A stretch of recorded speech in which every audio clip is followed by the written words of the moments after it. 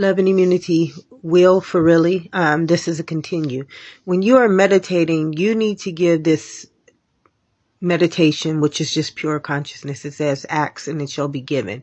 Okay, so you are an internal being, and an internal being means, when I go back and read some of my, or do some of my videos, because it's a genetic code. That genetic code is its own consciousness. This body has its own directive. And most people call it God. They say we are made in the image of God. So we are made in the image of spirit. And that spirit is consciousness. And that spirit came to give this body a directive. You know, they say we were written into the book of life, but we were written out of the book of life when we conformed to the world. So God's directive is not reached anymore by the acts, and it shall be given, or seeking ye shall be found, because we believe that we act outside of our very own consciousness. So we believe that to find out something, we need to go to a dictionary, the phone, the book, something external. But your meditation is this consciousness, and you can ask this consciousness anything. It is your Lord and Savior. It is your director. It is your directive spirit. It is your parent, your first parent. It is the body's parent. We believe our external parent is our parent, but before we came out of that womb, we belong to spirit. That's why it says we are made in the image of God.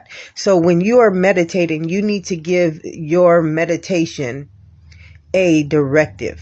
Why are you meditating? Is it to channel your ancestors? And then that is what you're trying to do. When you get there, you need to learn how to hear the difference between your thoughts and thoughts that you know you will not ever have in your mind.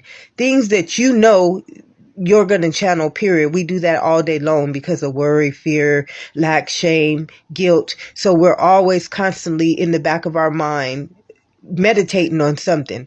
But when you are going into a meditation and you are silencing your mind, before you do that, you need to have a directive, or all you're going to be channeling is the problems you have, what you need to do.